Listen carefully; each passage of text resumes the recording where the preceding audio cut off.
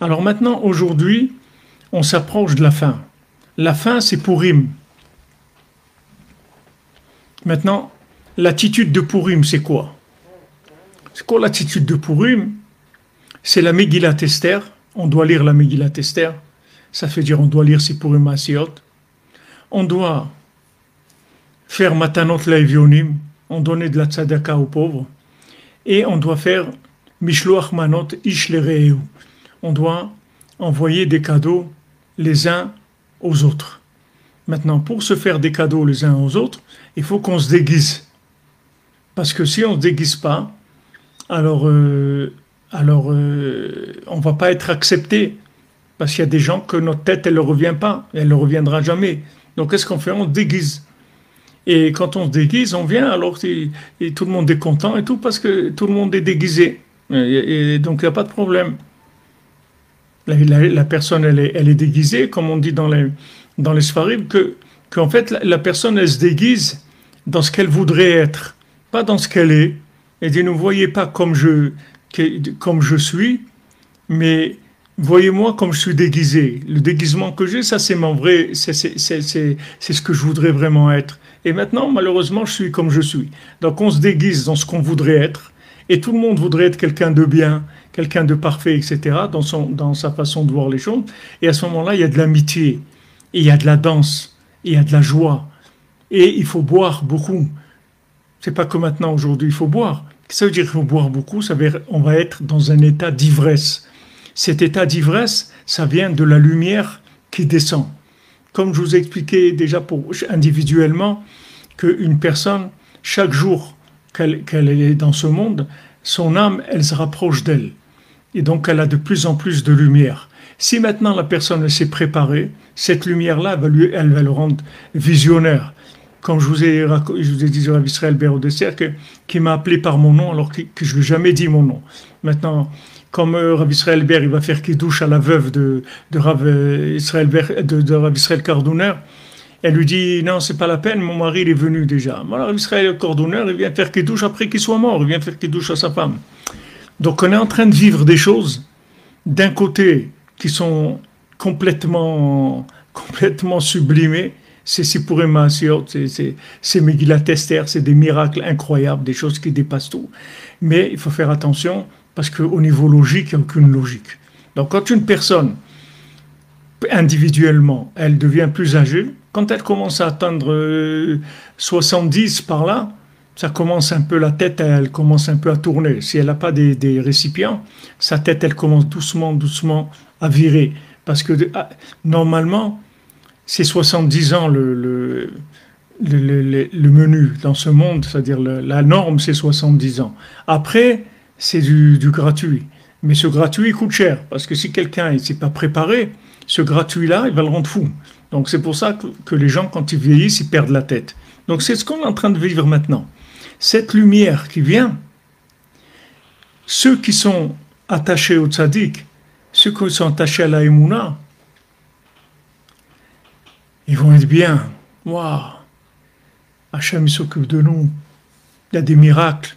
Combien de gens ont des miracles? Combien maintenant on révèle des gens qui sont morts et qui ont écrit des lettres avant, qui ont laissé à leurs parents des lettres? Ils savaient qu'ils allaient mourir. Ils ont n'ayez pas de la peine, soyez joyeux, truc et tout. Moi, je suis très bien là où je vais être. Ils ont des jeunes de 20 ans qu'ils ont. Parce que ce n'est pas des êtres humains, c'est des anges qui sont venus. Ils sont sur une forme humaine. Et les gens, ils croient que c'est des êtres humains. Mais ce n'est pas des êtres humains. C'est des anges qui sont sous une forme humaine. C'est des âmes qui sont très, très révélées. Des âmes qui sont à un niveau de révélation énorme. Donc maintenant, ces gens-là, ils sont morts comme ils sont morts.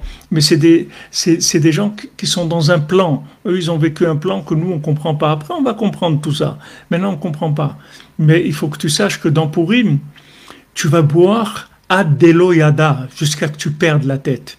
C'est-à-dire qu'il va y avoir tellement de lumière que tu vas perdre ta tête. Tu comprends plus rien. Mais cette incompréhension, elle vient de la lumière. Elle vient pas de l'obscurité. C'est la lumière qui fait cette incompréhension-là. On vit des situations complètement illogiques qui sont le résultat d'une lumière qui dépasse l'entendement humain. C'est la grande lumière qui fait ça. C'est pas que la situation elle est basse. La situation elle est très très haute. C'est pour ça qu'elle est incompréhensible. Tu arrives à une étape maintenant où il faut que tu dois lâcher. C'est tout comme la fusée. Elle peut pas garder, même si tout ça, toutes les parties de la fusée, ça coûte très cher, c'est très agréable, tout ce que tu veux. Il y a qu'une petite partie de la fusée qui va rentrer dans là où elle doit aller. Le reste, chaque étape qu'elle passe dans l'atmosphère, automatiquement ça s'en va parce que peut pas rentrer ça là-bas. Donc aujourd'hui, on est comme ça. Il y a un changement. Il y a un changement qui se passe. Et ce changement, il est pas approchable par la logique. Quelqu'un d'en dehors d'Israël, il m'a demandé cette nuit, il m'a dit, mais comment vous sentez, etc. Je lui dis, on est dans une euphorie, en fait. Là, on est dans de l'euphorie. Vous savez, vous voyez, quand quelqu'un, il vit des choses qui sont trop fortes. Alors, il y a des gens qui sont choqués, et il y a des gens qui se mettent à rire. Mais c'est pas un rire, c'est pas parce que ça les fait rire, c'est parce que c'est une façon de manifester leur incompréhension. Ils comprennent rien, alors ils se mettent à rire. Aujourd'hui, il y a une euphorie. Il y a une euphorie.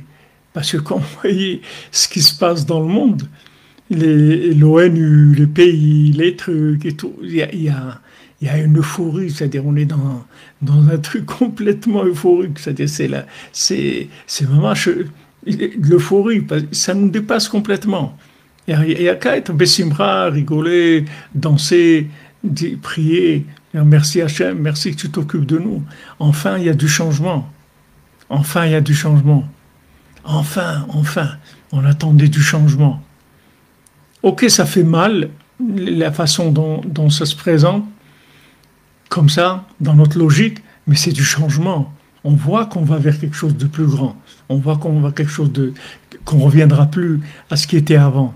Et ça, c'est la chose la plus extraordinaire qui est. Au moins, ça avance, Baruch Hashem. Sinon, où on va? Où on va?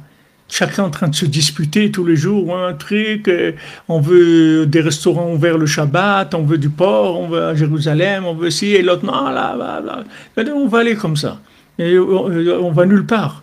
Donc maintenant, ça explose, tout le monde reçoit des éclats, et voilà, tout le monde maintenant a compris que ça y est, il faut de l'unité, il faut de la bonté, il faut rester unis, etc. Et que c'est la seule chose qui nous reste face à l'ennemi du monde entier, que le monde entier qui est contre nous,